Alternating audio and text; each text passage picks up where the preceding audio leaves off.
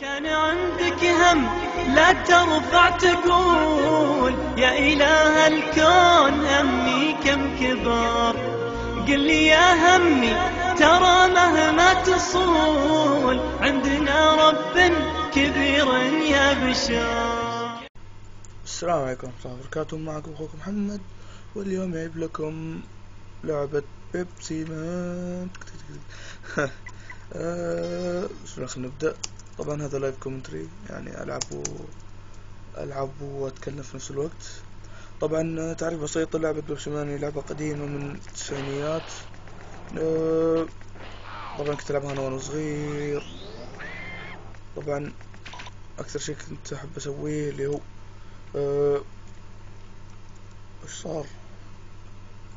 ايه صح.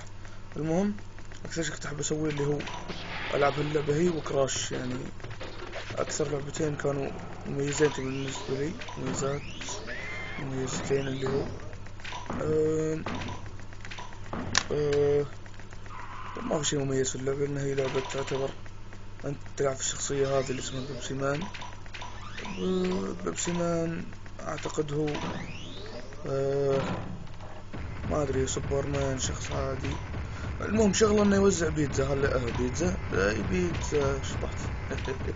المهم يوزع بيبسي. بيبسي ف يوزع بيبسي. ثواني بس. وهالشخص منحوس،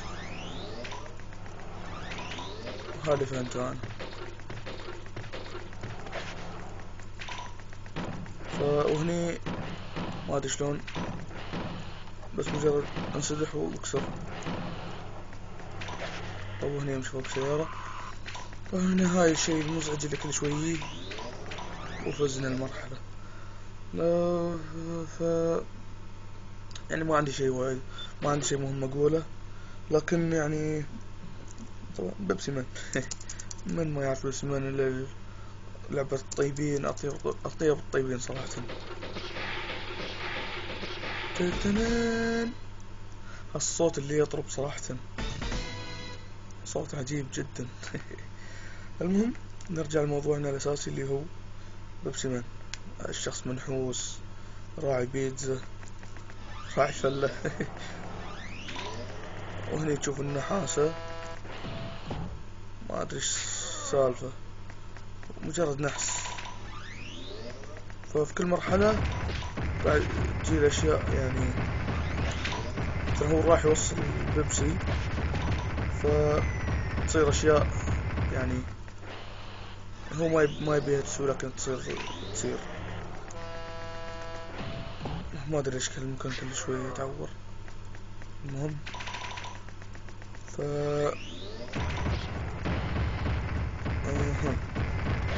هذا بيبسي مان. ازعجت صراحة، ازعجت كم اسف. هنا لازم ننطل قوية. تأخرت، لازم تسوي سبرنت وتركض. يا ليل. بيبسي مان ان شاء الله بروح العب الحين. هالمكان هالمرة بس بلعب 3 مراحل. هذه المرحلة والمرحلة اللي قبلها لعبتها قبل شوي، وبلعب مرحلة البيبسي العملاق.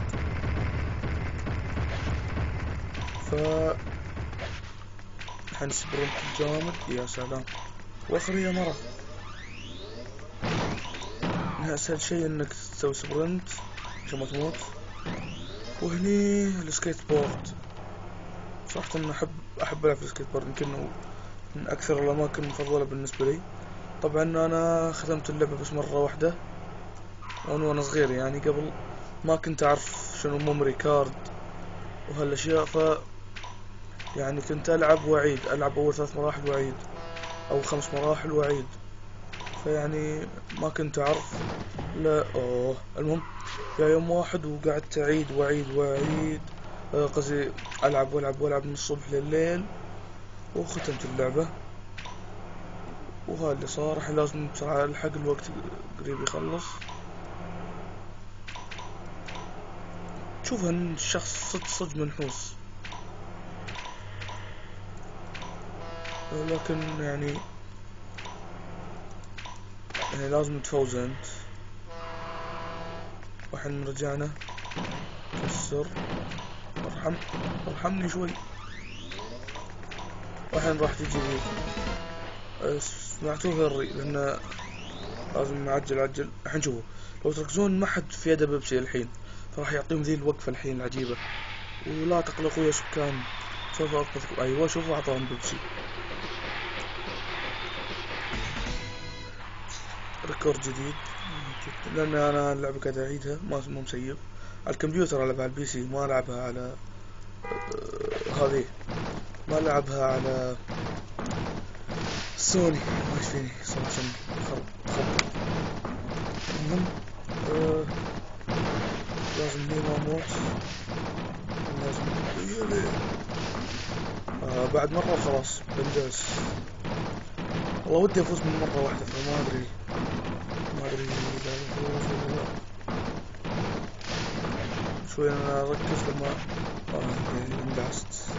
طبعا عندي هنا على اليمين تحت مثل ما تشوفون 5. طبعا هم يحسبهم 6، لا تحسبهم 5، لأن إذا خلصوا ال5 هذول راح يلقى لك صورة الرجال هذه بدون رقم. فيعني لا تعتبرهم 6.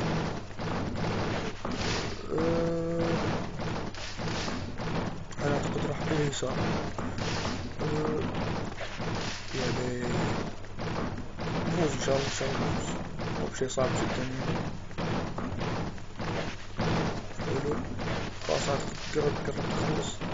في علي أيوة فزت. تم الدعس يا شباب. الله. نشوف على اليسار ضرب في أشياء وما أدري إيش. أقول صراحة إني ودي ألعب بعد مرحلة. بلعب هالمرحلة اللي تلف مخي لف صراحة. هاي المرحلة يمكن بتشوفون إيش بسوي. ما راح أفوز صراحة. المرحلة تلف مخي، يمكن هي أكثر مرحلة تلف مخي. هاي السيارة اللي إذا دعمتك كبير لا تدري وين رحت. طبعا هني أنا عندنا طبعا أشياء مزعجة بعد يعني للركب. شوفوا الحين بعد مرة وخلاص. السلام. حلو حظ حلو. تشيك بوينت. طبعا وظيفة التشيك بوينت شيء معروف صراحة، بس ما أدري في الألعاب الحديثة ما صاروا يستخدمونها وايد على حسب اعتقادي. تشيك بوينت يعني إذا مت تعيد من هالمنطقة، ما تعيد من البداية. أعتقد شيء بديهي يعني تشيك بوينت. يا الحين وصلنا للمكان اللي يلف مخي، مرحلة البنايات هذه. شوفوا هاي ما سوى شيء. شوف الثاني. طبعا هني لازم أوقف عشان ما أدعم، وهنا أعطيها سبرنت، وحين يبدأ الإزعاج. يا الله صراحة الحين مكان مزعج. بعد شوي لازم أيوة شوفوا أنط وانسلح، أنط وانسل واذبحهم. المهم الحين لازم أنط النطة حلو. أيوه خبصت. المهم لكن يعني قدرت أعدي. طبعا أنا ما أدري شلون يزلق ويقوم مرة واحدة وينط نطة النمر. خلاص تقولون فزنا.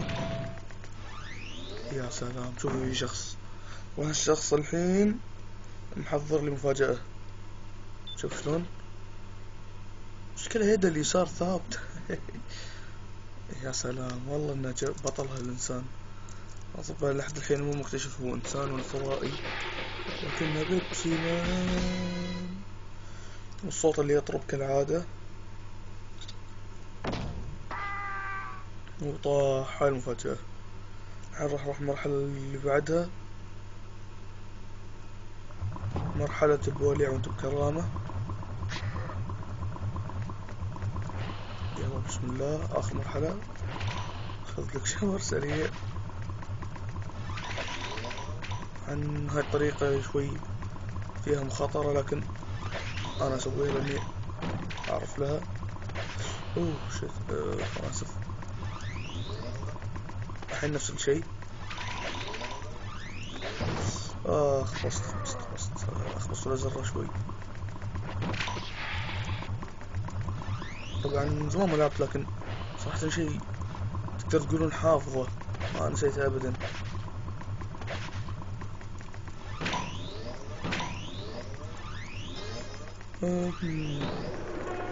الحين دخلنا الى الانفاق حق القطارات، خلصت مرة ثانية.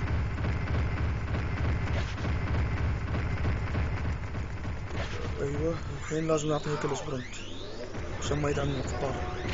طبعا هالمرحلة وانا صغير قسما بالله لاني تعبت وانا اخلصه، ما كنت اعرف شيء اسمه سبرنت، والله كنت عند هالقطار واللي قبله كنت ابدا ما اعرف اوصل، ما اعرف اختم. والحين لازم كله سبرنت عشان نمشي الوقت. والله قوم يا اخي. لو احلى شيء انه معضل ما ادري مين اللي يشرب بيبسي ويعضل. والله احنا شربنا بيبسي كروش وزن زايد وطحنا. طبعا راح نكمل من هني كان اخر تشيك بوينت.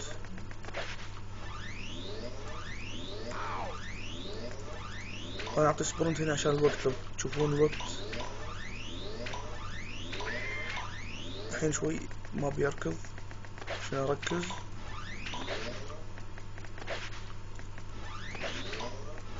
اوكي وفزت، لكن في مفاجأة ثانية ما وصلت لهم، هم اللي كانوا يبون بيبسي لكن ما ادري شلون اعطاهم البيبسي وهو ينزل، طبعا يعني انقذهم من الحريق، فيعني شيء حلو.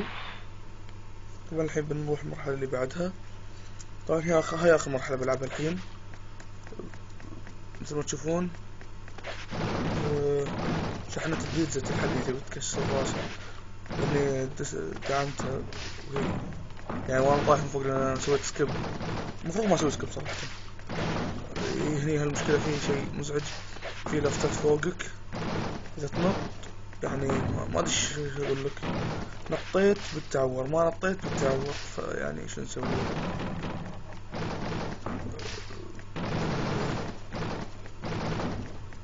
اعتقد بقى شوية